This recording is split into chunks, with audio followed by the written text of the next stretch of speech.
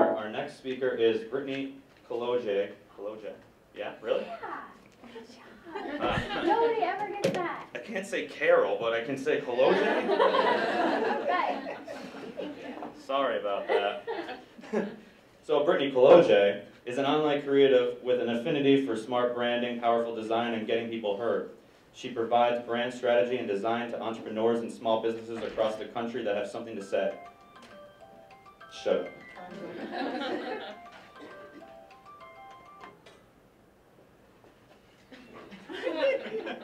Britney Kolodziej is an online creative with an affinity for smart branding, powerful design, and getting people heard. She provides brand strategy and design to entrepreneurs and small businesses across the country that have something to say. Brit specializes in helping her clients reach more people by optimizing social media presence and converting social media followers into paying customers. While she's not designing for clients or bugging out over the latest social media news, Brit can be found listening to business podcasts, chugging coffee, or hanging out at home with her cat, Ginny? Yeah. Ginny. Having optimized over 30 social media accounts and online sales funnels, Brit is excited to share with us how to optimize our social media visuals and drive more readers to our blogs. Please welcome Brit to present Creating Social Media Visuals That Engage and Convert. First of all, I have been watching you guys like sink lower and lower and lower, so I'm going to be that annoying girl that makes you get up.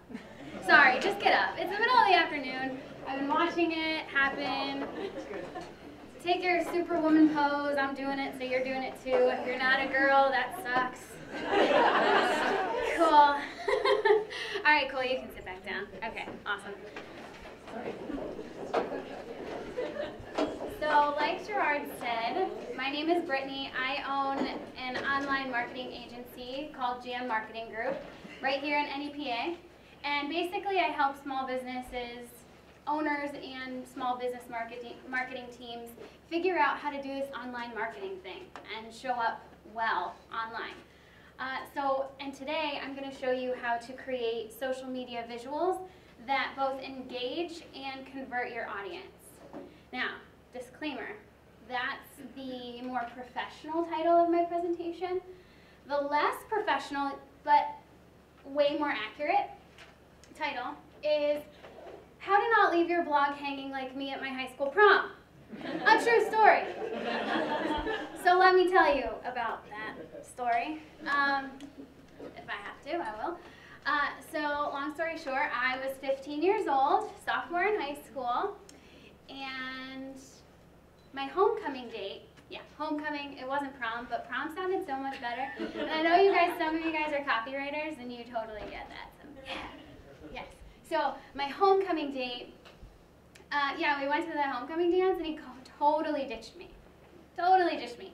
I got the dress, the shoes, the hair done, bought the boutonniere for him, jewelry, makeup, whole 9 yards. Not to mention, I had never had like a real life date before, so this is kind of a big deal for me. And got to the dance, totally ditched. Never danced with me, barely saw him the whole time. And then at the end of the night, to make everything so much better, he drives off with his friend, and I'm there on the sidewalk next to my high school asking moms of my friends to take me home. Obviously a low point in my life, right? Yeah, and what a freaking jerk. Okay, so now that I got that out, tell me, have you ever felt like that? Yeah, okay, thank you. Yeah, it sucks, yeah. That all dressed up with nowhere to go, feeling you kind of get ditched or somebody bails last minute. Yeah, we've all felt like that. So, as tragic as my story is, and how much I still hate that person, the reality of it is that that's exactly what you're doing to your blog every time you don't match it with a well-branded visual, okay? So you put time, effort, maybe even a little money into your blog post. You get kind of excited to hit publish because, yeah, you did it. Something to knock off that list for the day. But if you're not putting an engaging visual that is paired with it out on social media, it's going to be left hanging. like me at my high school prom / homecoming. Okay. We kind of already know this, right? Like we know stories sell. Heard that a couple times. Video is super engaging, super visual. We might not do visual videos for every single blog post, but we can do some sort of visual content, and that's what I'm going to show you how powerful that is and why you should be doing that. Now, before I even get into that, I'm going to take care of a couple personalities that I know are out there. Some of you are thinking, yeah, but I know some exceptions to this rule, right? Seth Godin, he's awesome, right? He writes, never puts a visual up. His blog is like there's nothing on it anyway other than words, and he's doing awesome. Ashley Emberget, any fans? Yes. I have the biggest girl crush on Ashley Emberget in the entire world. She just writes, and she's doing just fine, right? Yeah. Newsflash. You're not Seth Godin. And even though I wish I were Ash, if you're watching this or something, like, hi. I'm not. And our writing doesn't suck, but here is the reality in 2016.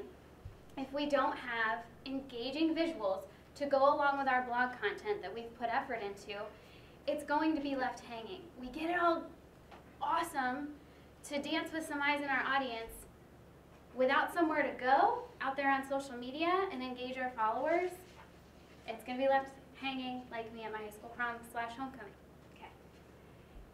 Oh, back. Okay, so now that we got that out of the way, you're not Seth Godin, I'm not Ash. Okay.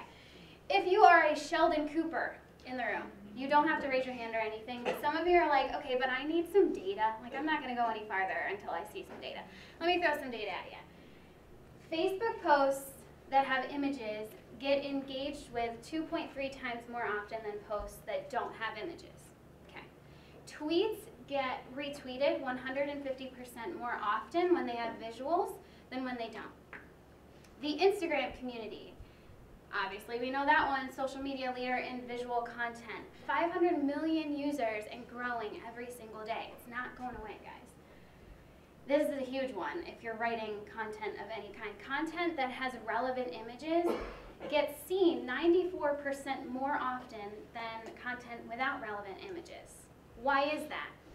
Because visuals get shared a heck of a lot more, 40 times more often than any other type of content. And articles with images every 75 to 100 words get double the amount of views than articles with fewer images, okay? So Sheldon Cooper's in the room, chill for a sec. Penny's in the room. I hope you get this. Big Bang Theory, yes? Okay, you're good. Penny's in the room, you're like, oh, I totally got this, Britt. I put visuals up there, you know, every time, every blog post. It's all good. Slap them up, we're good to go. Some of you are totally right. Some of you are rocking this, knocking it out of the park. Awesome job. But for others of you that are just kind of finding any random image and slapping it up on there, this one's for you, okay? This one is completely for you. I hope you're listening. Today I'm going to show you how to create well-branded visuals to go along with that blog post. So not only does your audience recognize your brand, but they're also going to click over and look at the content you're putting out there. Cool? Cool. So how visuals can manage to do this, engage and convert. Now I'm going to get a little nitty-gritty here, and I have a ton of slides, so if you want to just kind of chill because it's the middle of the afternoon and not take a bunch of notes, at the end of the presentation I'm going to show you where to go to get the entire slide deck, okay? So it's going to be really easy if you don't want to, yeah, thumbs up, cool. Alright, so how do we do this? How does this happen? So correct me if I'm wrong, but we live in a scrolling society, right? Scrolling all day long, rarely stopping to consume one piece of content fully, right? Scrolling, scrolling, scrolling. I do it, you do it, our audience does it too. I think sometimes when we create the content, we imagine the visual or the blog post getting out there and our audience just devouring every single word. So far from reality, so far. So what typically is happening, and I would almost bet it's probably happening, might be happening right there with the girl looking at her phone. Scrolling branded visuals that you don't recognize the brand, right? So if you're putting up a blog post and just kind of grabbing another picture that you found on Instagram, regramming it, or finding just some random stock photo and slapping it up there, calling it good, that's not good. Because when someone's scrolling, they don't care about you at that moment.